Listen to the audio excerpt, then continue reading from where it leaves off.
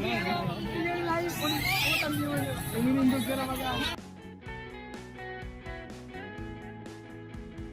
araw sa inyo mga katropa. So nandito tayo ngayon sa bayan ng San Jose, Camarines Sur. So ngayong araw na to ipapasyal ko kayo doon sa tinatawag na Laro ng Lahi dahil magpipiesta na dito sa bayan ng San Jose. At isa sa pinaka-inaabangan ay itong ang agawa ng mga piglets. So libreng piglets ngayon mga katropa. So papanoorin natin paano ba manghuli ng mga piglets yung mga kabataan, mga babae, mga lalaki at siyempre yung mga LGBTQ. So tara, panoorin natin yan at 6:30 AM ngayon dito sa bayan ng San Jose. Ayan, so let's go! So ibig sabihin dumating na mga katropa itong truck ng Bureau of Fire. At yun nga, yung magdidilig dito para malagyan ng tubig. Ayan, para at least medyo madulas-dulas. Ayun na nga, isang napakagandang araw sa inyo mga Lodi. Ayan, so ngayong araw na to talaga naman dahil sunod-sunod ang piyestahan. Mapapadayo tayo dito sa San Jose, Camarines Sur 2026 nga na piyesta nila.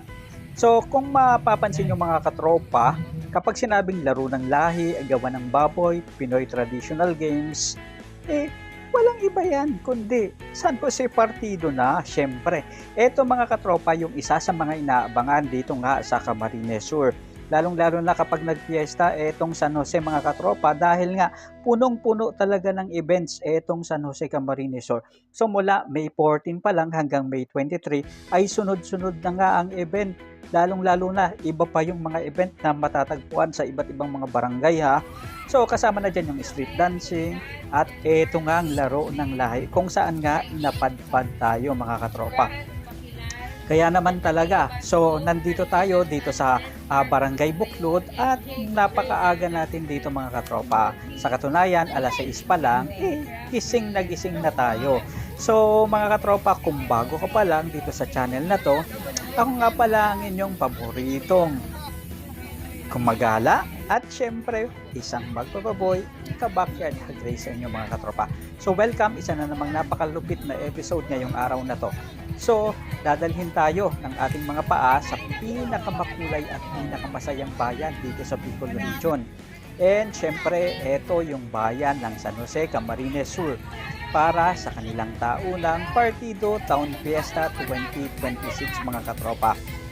So dito, kung mapapansin nyo, grabe ang dagsa ng mga tao. Pero hindi lang ito basta kainan, parada, sayawan ang pinunta natin dito mga katropa, kundi para masaksihan itong ng agawan ng baboy. Isang particular ito na event na dinadayo ng iba't ibang mga tao galing sa iba't ibang bayan at syempre galing sa iba't ibang barangay. Sikat na sikat ito mga katropa sa buong Bicol Region. Ang kanilang laro ng lahi, ayan, isa sa mga main event ngayong umaga ay ang maalamat at madulas na agawan ng mga piglets o agawan ng mga baboy. Kaya mga katropa, ayan, bago tayo sumapak dito sa putikan, mag-quick review muna tayo para may matutunan din tayo sa vlog na ito. Ang kapistahan ng San Jose ay ipinagdiriwang tuwing May 19 bilang pagpupugay sa kanilang patron saint na si Saint Joseph. Ngunit ang selebrasyon ay nagsisimula mula Mayo 14 hanggang May 23 mga katropa. Alam nyo ba na kung kailan ba talaga nagsimula itong tradisyon na agawan ng baboy at laro ng lahi? Ayon sa mga nakakatanda rito, ang mga ganitong laro ay nagsigat pa noong panahon ng mga Espanyol. Noong unang panahon, tinatawag itong Juegos de Pueblo o laro ng bayan na ginagawa sa plaza para maglibang ang mga tao pagkatapos ng mahabang panahon ng pag-aani mga katropa. Talaga namang napakaganda talaga nito. Noong dekada 80 at 90, formal na ng binuhay at kinalaga ng gobyerno ang programang laro ng lahi upang masigurong ang mga tradisyong tulad nito ay hindi mabaon sa limot. Sa gitna ng makabagong teknolohiya at mga online games. At bakit nga ba gustong-gusto ito ng mga tao lalo na ng mga lokal na magbababoy o backyard livestock racer dito sa partido mga katropa? Una mga katropa, kaya naman talagang gustong-gusto ito ng mga tao at saka ng mga magbababoy dito sa partido area ay dahil nga gustong ipakita nila na ang lahi ng mga baboy dito sa San Jose ay malulusog at matitikas ang mga katawan at talaga namang mabibilis. Pangalawa, para rin ito mga katropa sa komunidad. Ang kagandahan kasi ng larong ito ay puro bayanihan at pagkakapantay-pantay, ibig sabihin walang lamangan. Super enjoy talaga mga katropa ang laro na to. At lahat ay tad-tad ng putik at lahat nagtatawanan. Napaka-friendly ng mga tao dito sa bayan ng San Jose.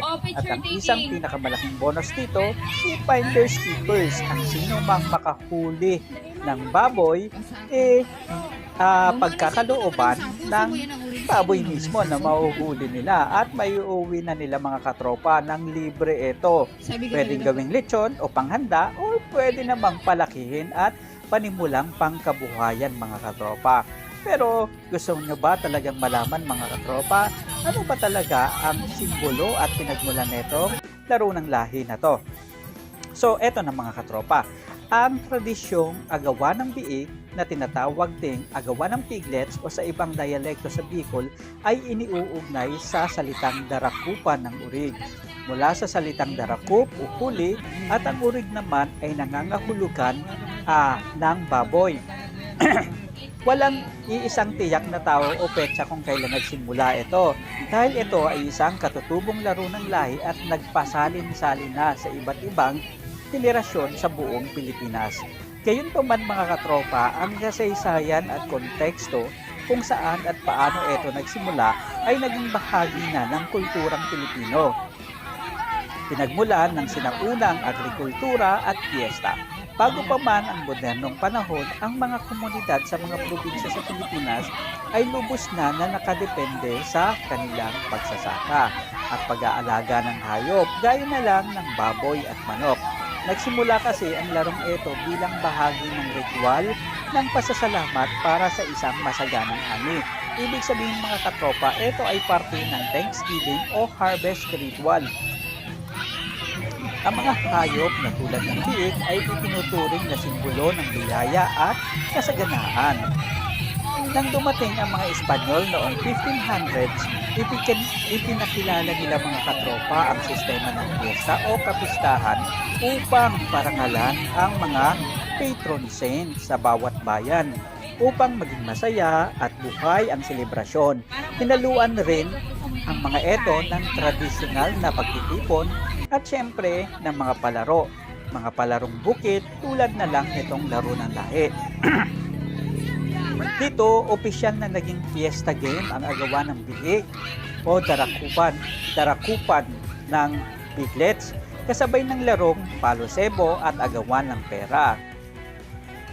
Sa rehiyon ng Bicol, ang terminong nauugnay sa darakupan, darakuan ay nangangahulugang maghabulan at magunahan sa paghuli. Ang biik o urig ay pinapahiran minsan ng langis, grasa o kaya putik na may halong tubig upang maging madulas at mahirap itong hulihin. Ang tradisyong ito ay madalas sinasagawa sa mga barangay fiesta at sa mga municipal fiesta na rin mga katropa, katulad nga nitong San Jose Camarines Sur at mga sikat na festival sa iba't ibang probinsya sa iba't ibang panig ng Pilipinas. Tulad na lang halimbawa ng selebrasyon sa Aurora o sa ibang mga lokal na bayan sa Camarines Sur at Sulsugon. Kasama na dito etong San Jose Camarines Sur sa Partido area. Bilang simbolo ito ng pagkakaisa, pagtutulungan at kasiyahan ng komunidad. Ngayon mga katropa, paano ba ito nilalaro? Dinadala ang mga biik sa isang bukas na bakuran o maputik na palayan, katulad na lang nitong nasasaksihan ninyo. Sa hudyat ng pito o hudyat ng huwes, organizer, ang mga kalahok ay mag-uunahan at magkukumahog na madakma ang madulas na piglets. Kung sino ang matagumpay na makahuli at makahawak dito ng mahigpit, ang siyang mag-uuwi ng biik bilang premyo upang alagaan o ilitsyon ito. So, ibig sabihin pwede itong gawing pangsalo-salo mga katropa. So, etong darakupan nga pala mga katropa ng biik ay iba't iba ang kategorya. Merong mga pambabae, pambatang lalaki, batang babae, pang mga babae, pang mga lalaki, at syempre yung mga member ng LGBTQ na talaga namang inaabangan ng lahat dahil nga sobrang gaganda ng mga member ng LGBTQ dito sa partido at syempre mga friendly at talaga namang game na game. So dito mga katropa, ayan, talaga namang sunod-sunod na ang pag-aagawa ng piglets na itong mga dalagimbing. Ayan, dito sa bayan ng San Jose. Ang mga pinapayagan lang na sumali dito sa larong ito mga katropa ay yung taga San Jose mismo. Pero kahit na mga taga ibang bayan ay talagang super mag-i-enjoy at magtatawanan dito mga katropa dahil talaga namang ito ay isang laro na kinagigiliwan at katuwaan na rin mga katropa. So sobrang tagal nga na mahuli itong mga piglets at talagang itong mga dalagimbing talagang enjoy na enjoy rin sa kanilang paglalaro. By the way mga katropa, ang presyuhan na nga pala ng mga piglets ngayon umaabot na ng 4,000 hanggang 5,000 dito sa Camarines Sur sa San Jose lalo na. So ibig sabihin nito, kapag nakahuli sila nito mga katropa, so malaking bagay na yun at malaking tulong para magsimula ng isang panibagong negosyo o pagbababoy, paghahayupan mga katropa ay na performance na pwedeng ibenta. O di kaya naman, lechon to the max ang makakahuli ng magandang klase ng mga piglets mga katropa. So kung gusto nilang ihanda ito, walang problema mga katropa. Talaga namang super enjoy ang lahat at dito na nga talagang nagtatawa na yung mga tao at super excited na rin mga katropa. Ayan, muntik ng mahuli. Ayan, sige.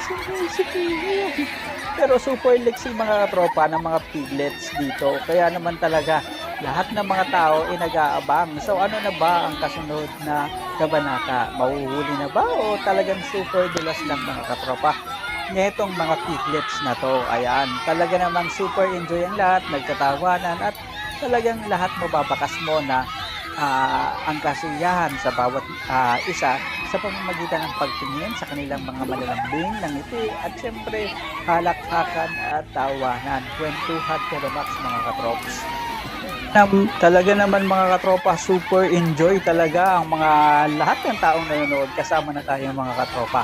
Pero tanong lang mga katropa, paano nga ba ang gagawin natin ng pag-aalaga sa mga piglets na katulad nito? Halimbawa bagong bili natin o bagong kuha natin. Halimbawa itong mga katulad nito na nakakahuli nitong mga piglets na to at dadalhin sa kanilang mga kulungan.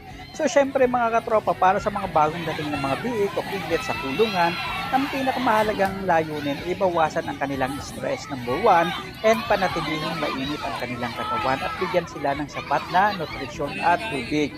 So mga katropa, ito yung mga gabay sa pag-aalaga ng palaking baboy dahil kapag inalagaan na itong mga katropa, magiging patabaing baboy ang labas nito. So kailangan ang paghahanda sa kulungan, ihanda at i-disinfect muna mga katropa ha. Linisin at i-disinfect ang kulungan bago dumating ang piglets upang hindi magkasakit ang inyong mga alaga at mamatay ang mga mikrobyo na nandun sa kulungan mga katropa. Baka mamaya luma na yung kulungan nyo at sobrang dumi. Dalawa, panatilihin tuyo ito at siguradong tuyo ang sahig dahil sensitibo sa lamig ang mga piglets na katulad nito. Ibig sabihin, kapag maglilipat kayo ng piglets, kailangan tuyo na mga katropa. And para naman sa stress mga katropa, huwag munang paliguan agad. Iwasang basain at paliguan ang mga bagong dating na piglets dahil maaari silang magkasakit. Pero since basa ito, so make sure pagdating sa kulungan nyo, make sure matuyo itong alaga ng baboy na to. And paliguan lamang sila pagkalipas ng 2 o 3 araw para makabawi sila sa pagod mula sa biyahe at stress na katulad nito mga katropa. And pwedeng gumamit ng bumbilya kung sobrang liit pa. Pero yung mga katulad na baboy na katulad nito mga katropa is medyo okay na yung size nito.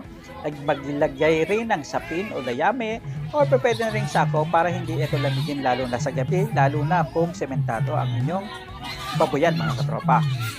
Then, dahil nga bago ito, kung meron na kayong baboy sa inyong baboyan, is para maiwasan yung pag-aaway-away nila, is wag mo munang ihalo agad-agad. Kung darating sa pagkakataon na kailangan yung ihalo etong baboy na to, nagtag-aaway-away ang mga biik mula sa ibang grupo, punasan ng suka o may matatang na amoy ang kanilang mga liig para mag-iisang amoy lang sila at maglagay ng laruan tulad ng bola at kadena para malibang sila mga katropa. So paano naman mga katropa ang pagpapakain dito at pagpapainom ng malinis na tubig? So ito na mga katropa, maghanda agad ng malinis na inuming tubig na may halong electrolytes o vitamins para mabilis itong makabawi sa pagod mula sa biyahe at stress na rin kasi nakita naman natin kung paano yung paghuhuli dito sa baboy. Kung tayo nga ng mga tao nai-stress, what more pa kaya itong baboy, di ba? So ibig sabihin mga katropa, electrolytes enough na, pero maganda rin gamitin mga katropa vitamin ko. Unti-unting pagpapakain rin ang dapat natin gawin. Huwag biglang busugin sa unang araw. Bigyan sila ng kaunting pre-starter o starter. Mas maganda, tanungin muna etong mga nag-organize nito kung ano-ano na ba ang pinapakain dito sa baboy para maiwasan yung pagtatai. And maglagay ng pakonti-konti ng mga ilang beses sa isang araw para hindi magbinat o magtai ang kanilang tiyan, hindi masira mga katropa. And turuan rin silang dumumi sa isang areas magitan ng pasain ang pulihang bahagi ng kulungan kung saan mo gustong magdumi ang mga biik na katulad nito mga katropa. So likas na dumudumi ang baboy kung saan ang laging basa na sahig. Ayan mga katropa.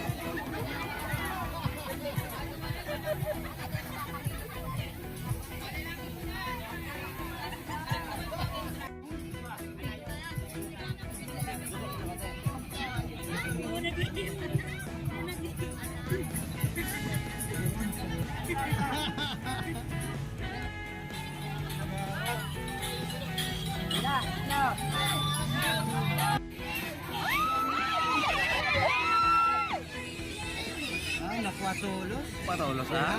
Bako kayo man kaya mano? Bako man maulyas? Bugay na naman! Kailaman ang butasan ka! Nakakam na ka! Lemon madali! Maunak sa las kuray!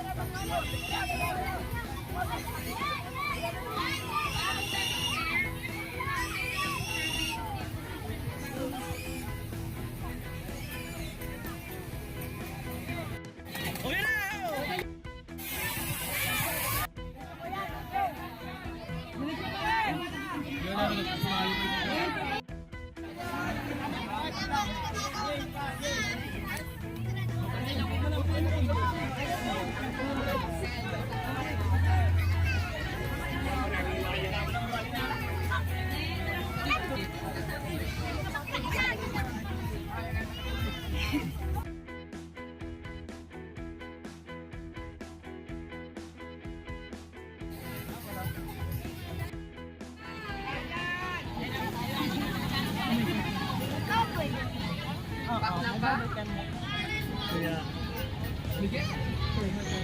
Chairman, ano mo?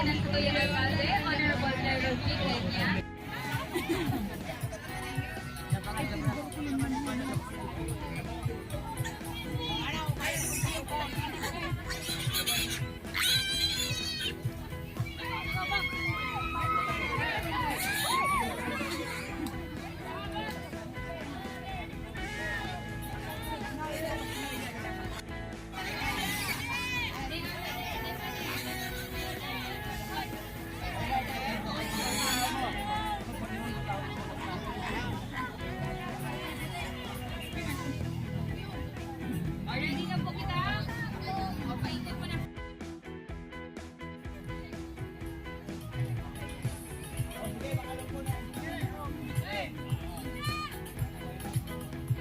Okay na po. In 3, 2.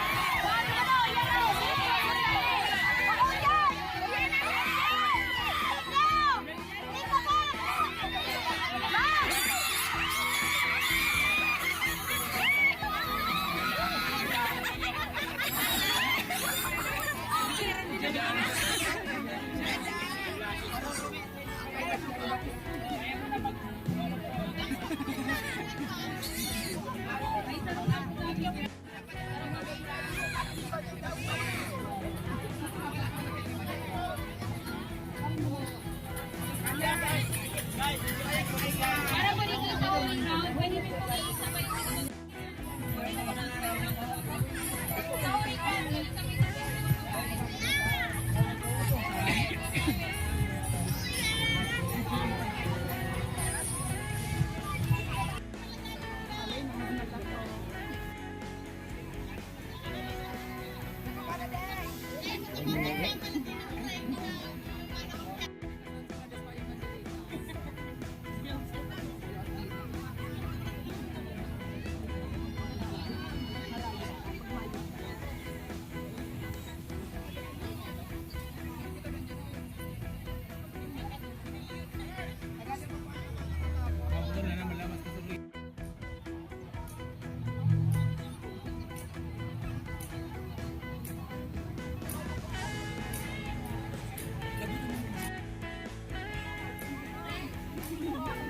diba?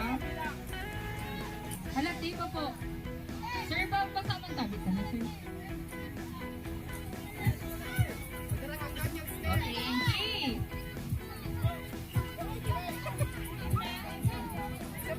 Halata ka, ma'am. Halata ka. Ma'am, kayo.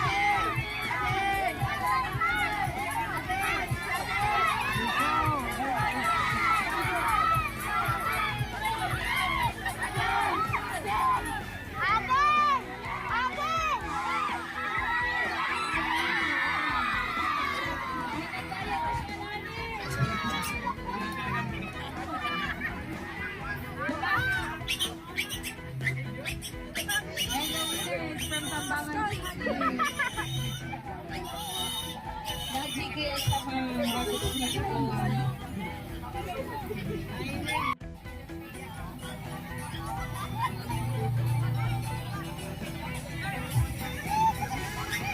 Congratulations po sa mga nanggana. Better luck next time po sa mga non-winners. Thank you very much po sa LGU San Jose, headed by Mayor Jeremy Peña.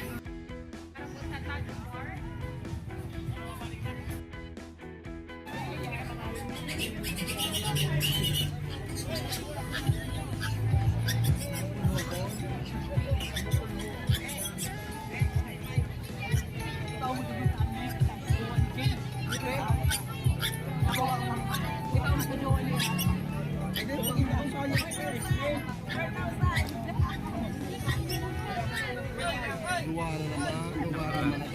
Madami na.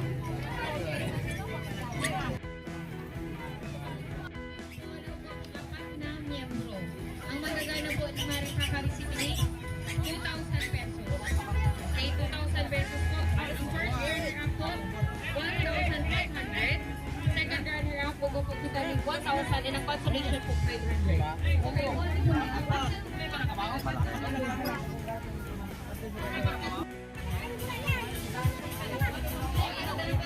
iyo pwede po.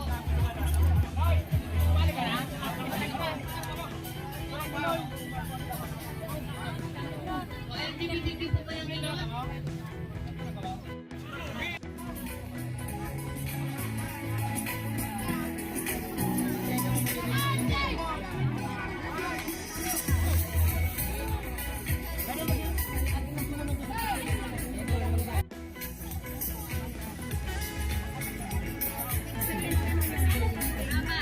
Oh, okay. Pagirumdum po dapat mahila talaga nito kasi ringduman. Ang goal is pakuanin daw persa kang kada saro. Siyempre man lang bagang tagumpar, okay? In 3, 2, 1.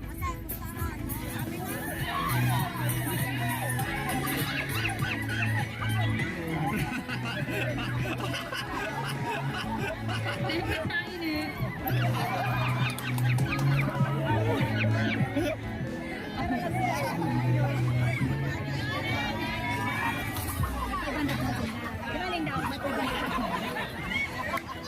Oh, ma-declare talaga si Alanis ning war.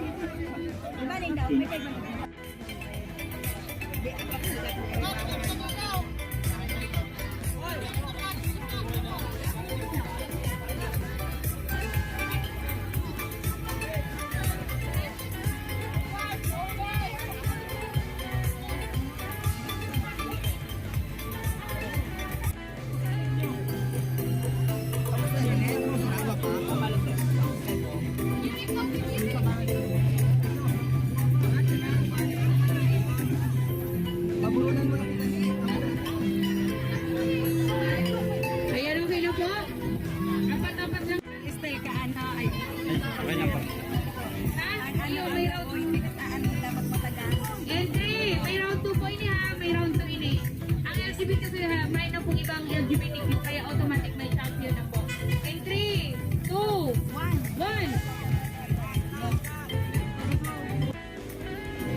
AJ Alvin Manila. Okay na, 3, 2, 1, go!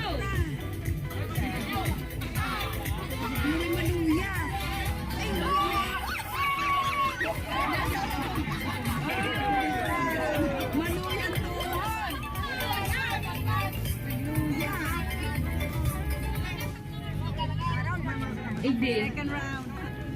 Okay. Apat naman po. Apat na miyembro sa una po. Ito pong anuan, sir. Ito ang daog. Yaon doon po nga. Ako nito na.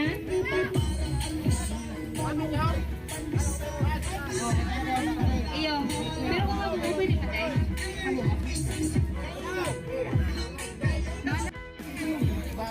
May iwan-iwan sa baliyo, kuruntrahan. Okay na, Jay. Jay, okay na?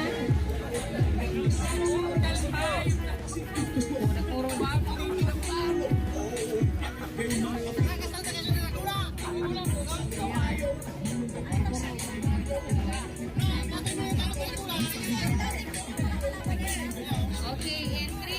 Pagkatapos kayo, isip mo dyan.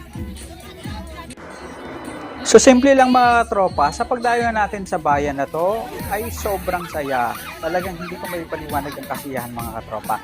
Sana ay naramdaman nyo rin ang sayang naramdaman ko habang nanonood at nakikibahagi sa tradisyong ito sa San Jose, Camarines Sur. Ayan. So ang agawan ng baboy ay hindi lang isang simpleng laro. Ito ay buhay na patunay na ang kulturang Pilipino ay nananatiling buhay sa puso ng mga taga San Jose, Camarines Sur sa Partido area mga katropa. Kaya mga lodi, anong bahagi ng laro ang pinaka natatawa kayo at sa inyong sariling bayan, meron din ba kayong katulad ng agawan ng baboy o iba pang kakaibang laro ng lahi o fiesta? I-comment nyo naman ang inyong sagot sa ibaba. para kung may time tayo, babasahin natin. Kung nagustuhan niyo po ang video na to, huwag kalimutang i-like, share, at sa inyong mga kapamilya, kaibigan, kapatid, kamag-anak at kung ano pa. At syempre, mag-subscribe na rin sa ating channel para sa mas marami pang panabik na mga gala at festival vlogs. At syempre, usapang business mga katropa dito sa Bicol Region at sa buong Pilipinas na rin mga katropa. Muli, ako ang inyong lingkod, si Kabady Moko, nagpapasalamat sa inyong walang sawang pagtutok. Maraming salamat and happy fiesta sa San Jose, Camarines Sur. Viva St. Joseph, Diyos na bantay sa Indo Gabos. Paalam mga katropa, hanggang sa muli.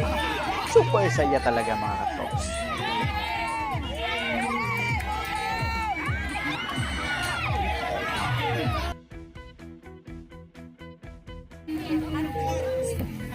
O, paano tayo pa naman po?